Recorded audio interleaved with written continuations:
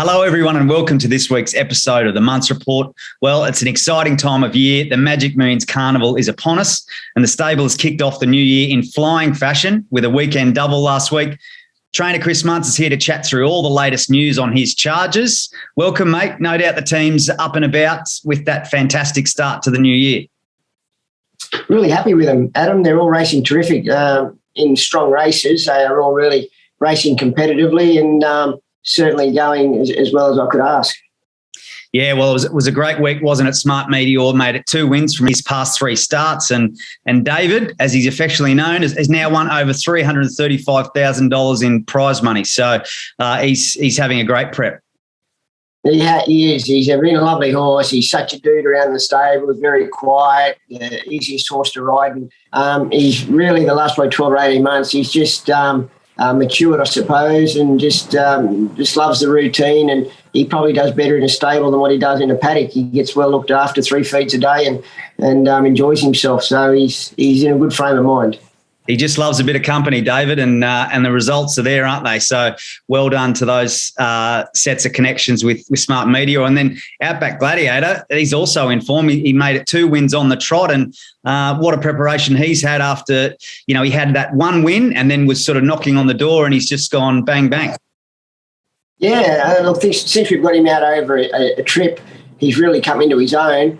And I've been wanting to get him out for a trip for quite some time, but he's always had a few little niggling issues there, which have prevented us from getting him out over a trip confidently. So, but now he's 100% healthy and sound, very fit and racing terrific.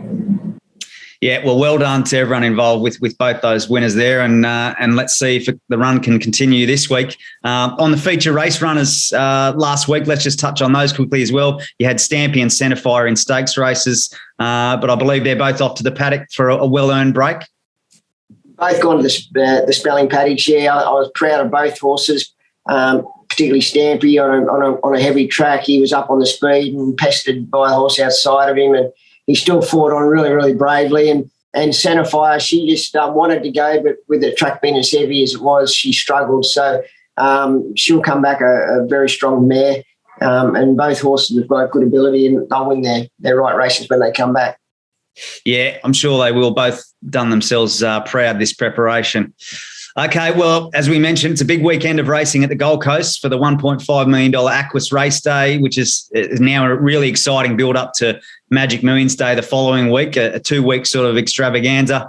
But before that, you've got Northern Woods heading up to the Sunshine Coast on Friday night. He's a first emergency in a benchmark 65 handicap over the 1,800 metres, and drawn nicely here in Barrier 4 for Ronnie Stewart. So I guess you're just sweating on him getting a run. Yeah, look, I hope he does, because he's racing very well, honestly and consistently, and he's another one that's probably just due for a change of luck to break through for a winner. When he does, he'll probably string a couple together. So I'm not too concerned. I'm very happy with how he's going. He looks great, the horse. So I just hope he gets a run and the track's not too wet, because I don't think he really likes the heavy. He can handle a softish kind of surfaces, but I just think a good track and soft track is ideal for him. Okay, well, fingers crossed he gets a run, and good luck to everyone involved there with Northern Woods. Gold Coast Saturday, last chance for horses trying to qualify for the Magic Millions, and Elude is in that boat. He gets things underway in the Aquis Gold Nugget for the 2-year-old, the boys edition. He was a nice run on debut behind the Magic Millions favourite in Coolangatta, and you'd think would be better for the experience. Yeah, no doubt. He's really improved nicely, this colt. Had a jump out on Tuesday. Was happy with how he went and how he's improved, more importantly, from his BJ run up until today. So I'm very happy with him going to the race. And obviously, it's a tough race once again, but to have any chance of getting the Magic Millions, he has to win. I don't think if he runs second or third, he'd have enough prize money to get in. So I think he has to win to get in the race. But look, I'm confident in the horse. I'm confident in his ability. I think if he gets the right sort of ride, Ed can roll up on the speed. He's certainly going to be one of the major players. Yeah, well, you've got to be in it to win it. It's a race that's actually had a bit of form, isn't it, going forward, as in the horses that run well or win this race have really had a good record in the Magic Millions. So if he does run a drum, then he'll be right in the firing line. No doubt. Yeah, no doubt. And he's improving at the right time. He's really I just get a sense of timing with him. He's just starting to improve, and he's got no aches and pains that we need to be concerned about at all. And he's just really switching on and learning what it's all about at the right time. Yeah, good sense of timing with him. So good luck to BK Racing and Breeding team there with Elude. Boom Nova is the other runner on the program, lining up in the $250,000 Rising Stars for the girls over the 1,300 metres. A great prize money race for Class 4 race. So it's a great initiative, this one. And she was a huge runner on Boxing Day, narrowly edged out, and of course, won on this day last year. She's a beauty. Really, really nice mare. Plagued with injuries throughout her career, but right now she's very sound, very happy. Raced as good as I'd wanted her to the other day. It was only an 11 out of 10 James McDonald ride that was able to get her down. So she certainly hasn't taken a step backwards. She's held her form well. She'll parade beautifully there on Saturday, and I do feel from a good draw she's going to be given every opportunity from Boris. Okay, well, very good. Be great to see a result for either horses heading into Magic Millions Day the following week, and that's obviously the intention to get them both to back up the following week if they run well. They will, yeah. Look, Boom Nova, I'd say she'll definitely back up, and obviously Elude, well, I believe he has to win to be able to get in the Magic Millions. If he doesn't win, he'll probably go to the paddock and we'll just concentrate on the winter with him. But either way, they're both going to head next Saturday if all goes well. If all goes well, yeah. Well, two nice horses there, so good luck to everyone involved.